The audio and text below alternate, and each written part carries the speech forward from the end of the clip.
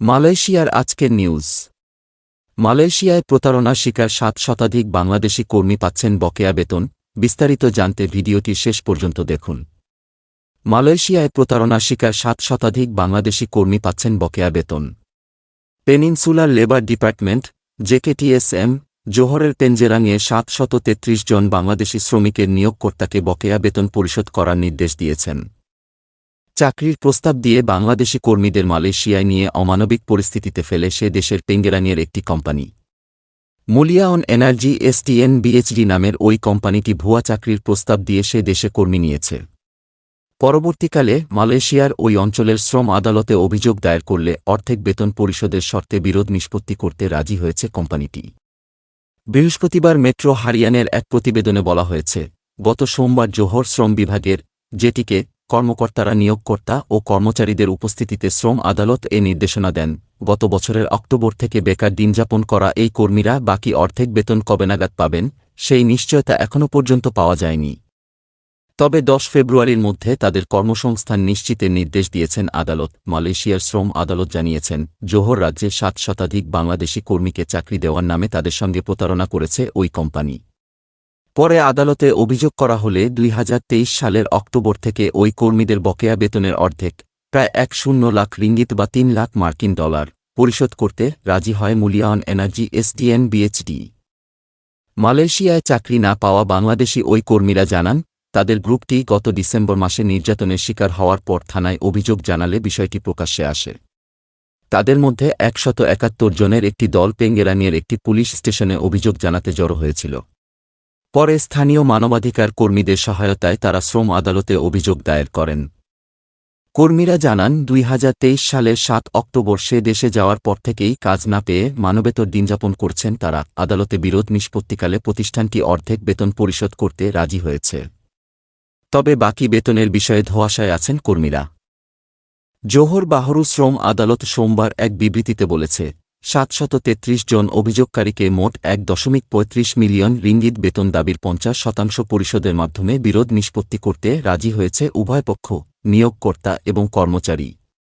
বকেয়া বেতন পরিশোধের পাশাপাশি আগামী ১ ফেব্রুয়ারির মধ্যে সব ভুক্তভোগীর কর্মসংস্থান নিশ্চিত করতে প্রতিশ্রুতিবদ্ধ বলে আদালতকে জানিয়েছে প্রতিষ্ঠানটি।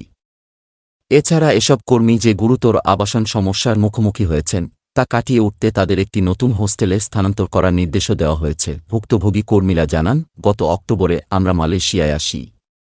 কোম্পানির লোক আমাদের পাসপোর্ট নিয়ে যায়। তারপর থেকে আমাদের কোনো কাজ নেই। না খেয়েছিলাম বেশ কয়েকদিন। দেশ থেকে টাকা এনে কোনোমতে চলছিলাম। কাগজপত্র না থাকায় নভেম্বরের মাঝামাঝি আমাদের ১৭১ জনকে আটক করে পুলিশ। তারা নিয়োগকর্তার বিরুদ্ধে অভিযোগ জানাতে থানায় যাচ্ছিলেন। পথে পুলিশ তাদের কাগজপত্র না পেয়ে আটক করে নিয়ে যায়। ১-৪ দিন তারা জেলে ছিলেন। এসব বিষয়ে হাইকমিশনকে তারা জানাতে পারেনি, কারণ তাদের হুমকি দেওয়া হয়েছিল দেশে ফেরত পাঠিয়ে দেবে।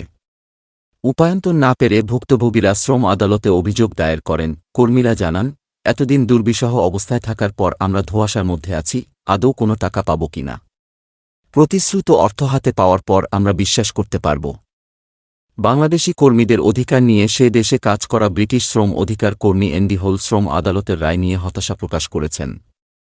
তিনি বলেন, এই হাইপ্রোফাইল পেনজেরাং নির্যাতনের মামলাটির জন্য মালয়েশিয়ার বিচার ও আইন প্রয়োগকারী ব্যবস্থার মধ্যে একটি প্রতিরোধমূলক নিষ্পত্তি প্রয়োজন, যেখানে সরকার এবং বিচার বিভাগ এই সংঘবদ্ধ অপরাধ সিন্ডিকেটকে দমন করার বিষয়ে গুরুত্ব দিচ্ছে। সেখানে মূলত আধুনিক দাসত্ব বা জোরপূর্বক শ্রমের মতো পরিস্থিতিতে মালয়েশিয়ায় বাংলাদেশিদের পাচার করা হয়েছে। সরকারের সর্বশেষ যৌথ সংবাদ বিজ্ঞপ্তিতে বলা এই বিবৃতি অপরাধীদের বিরুদ্ধে কঠোর শাস্তি নয়, এটি একটি হতাশাজনক নিষ্পত্তি। এর আগে গত ৬ জানুয়ারি মালয়েশিয়ার স্বরাষ্ট্র ও মানব সম্পদ মন্ত্রণালয় এক যৌথ বিবৃতিতে জানায়, তাদের মন্ত্রণালয় পেনজেরাংয়ের মামলাটিকে গুরুত্ব সহকারে দেখেছে এবং বিদেশি শ্রমিক শোষণের সঙ্গে জড়িত কোনো পক্ষের সঙ্গে আপোস করবে না। মানব পাচারের বিরুদ্ধে বেশ কিছু আইনে নিয়োগকর্তাদের বিরুদ্ধে ব্যবস্থা নিতে হবে বলে তারা একমত পোষণ করেন। এছাড়া বিদেশি কর্মী নিয়োগের নতুন আবেদন থেকে নিয়োগকর্তাদের কালো তালিকাভুক্ত করা হবে। তাদের অবশিষ্ট অভিবাসী কর্মী কোটা এবং অনুমোদনের চিঠি বাতিল করা হবে। বিদেশি কর্মীদের বিদ্যমান ওয়ার্ক পারমিট নবায়নে তাদের নিয়োগকর্তা বাধা দেওয়া হবে। মানব সম্পদ মন্ত্রী স্টিভেন সিং চিকিয়ং বলেছেন, শ্রম আইন লঙ্ঘন করে এমন কোনো দলের সঙ্গে আপোস করা হবে না। তার মন্ত্রণালয় সর্বদা শ্রমিকদের কল্যাণ নিশ্চিত করবে। প্রধানমন্ত্রীর দপ্তরের মন্ত্রী, আইন ও প্রাতিষ্ঠানিক সংস্কার দাতুক শেরি আজালিনা ওথমান সাইদ বলেছেন, প্রায় 2500 বিদেশি কর্মী রয়েছে যারা তাদের নিয়োগকর্তাদের দ্বারা প্রতারিত হয়েছে পেনগারংয়ে। ওথমান সাইদ পেনজেরাংয়ের সংসদ সদস্য। তিনি বলেছেন, মালয়েশিয়া আর ব্যবসায়িক ক্ষেত্রে সহ মানবাধিকার লঙ্ঘন সহ্য করতে পারে না এবং দায়িত্বজ্ঞানহীন ব্যবসার বিরুদ্ধে কঠোর ব্যবস্থা নেওয়ার সময় এসেছে।